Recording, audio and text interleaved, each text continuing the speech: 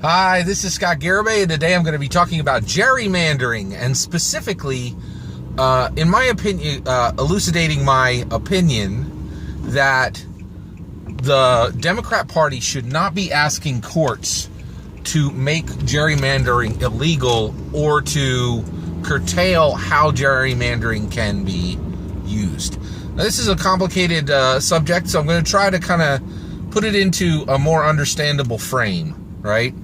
And why I believe no party, neither Republican or Democrats, should try to stop the courts from allowing their opposition party to use gerrymandering. All right. So first I'm going to tell a story, and then I'll lay out all the parts of gerrymandering within that story.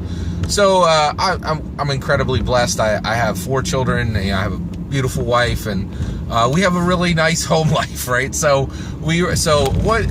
is a few weeks back. My son's a huge Fortnite fan, and so we have a nice big screen television on the wall.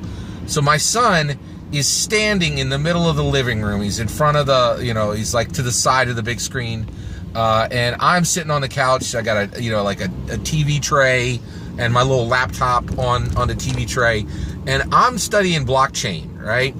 And my son has his headphones plugged into the PS4 remote, so I can't hear what's happening. But if I choose to look up from my blockchain studies, I can see what he's doing, right? So my brain is full of blockchain and Satoshi Nakamoto and immutability and all this blockchain stuff. So I'm like, I need to take a break. So I look up, and my son is playing squads, right?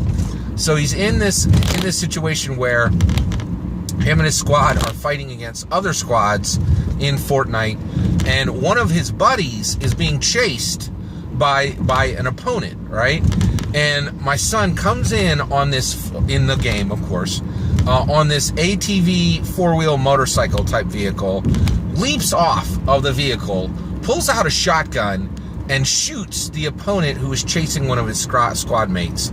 The guy drops, it's a headshot. The guy drops to the ground, and my son, in the middle of the room, jumps up and says, "Get good!" Right? So he rolls up on his ATV, slaughters an opponent, right, saving one of his own squad mates, and then he shouts, "Get good!" And so, I'm like, okay, that was a fun break from blockchain, right? From my blockchain studies. So, and over the few weeks I've been thinking about this, right? And I really think this is a perfect analogy to understand gerrymandering, right? So let's consider my son's character in Fortnite as the Republican Party, and that person who got face shot with a shotgun as the Democrat Party, okay?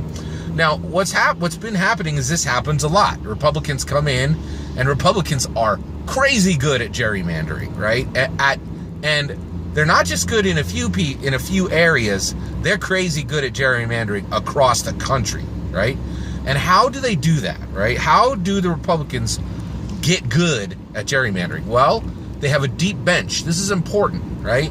They have a deep bench of people coming out of conservative colleges and being raised as politicians, right? And for instance, one of the things the Democrats they're adding tons of new people into their political party, which is really exciting. Trump has really invigorated the Democrats, and there's a ton of people who had never run before, running as Democrat politicians, right? Now, here's the thing, right? They're all brand new. They're going to make a ton of mistakes, right? Not because they're bad at what they're doing, but because guess what?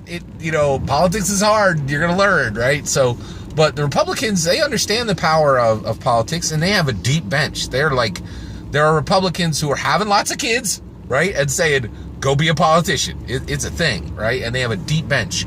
They have a deep bench. They win elections, and then they draw those lines, right? That's how you get good at gerrymandering, right? Now, here's what the Democrats are doing. They have a shallow bench. They often don't win the elections.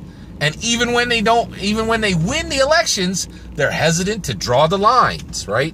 That's how you become very, very bad at gerrymandering, right?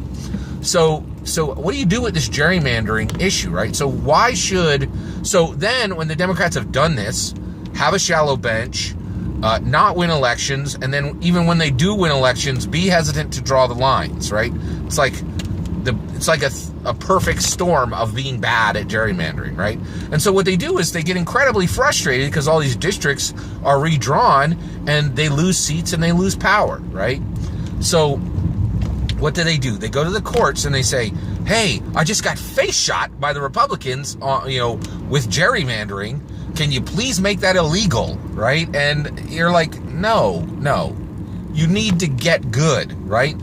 The way to understand gerrymandering is a political tool, right? And it can be used by anybody in politics, and it is way, way, way used by the Democrats in distinct places, right?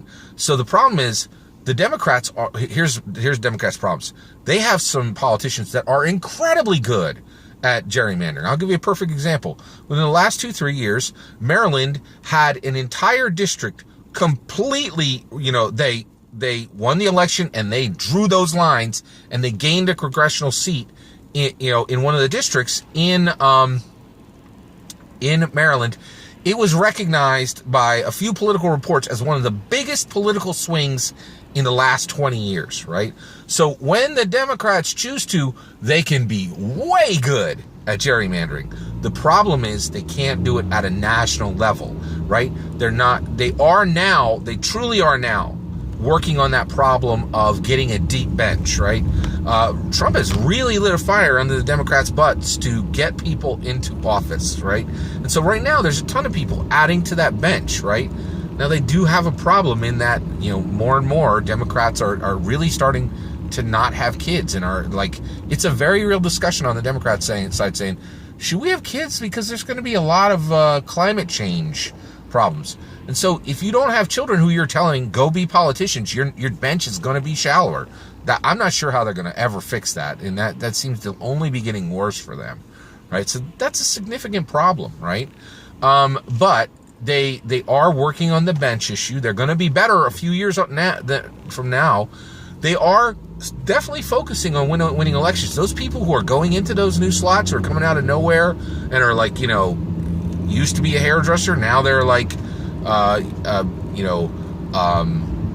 political candidate. Actually, they have one political office. Like, that's a thing. Like, that is really becoming in hundreds all across the United States of America. This is, there really is a renewed excitement among the Democrats. So the bench is deeper than it used to be, and it's going to continue to be deeper, even with those other issues I talked about. It'll still be, they've got that problem on the right track. Those people are incredibly focused on winning elections, right?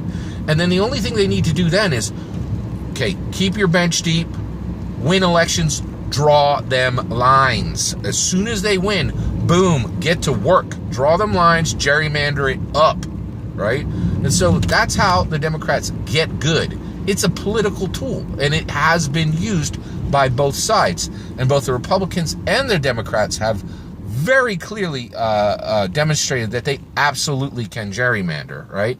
The Democrats, the problem with them is they need to do it at scale, right?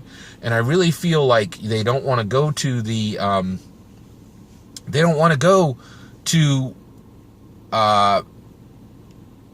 really don't want to go to the courts and say, I need you to fix this at the court level because I can't get good, right?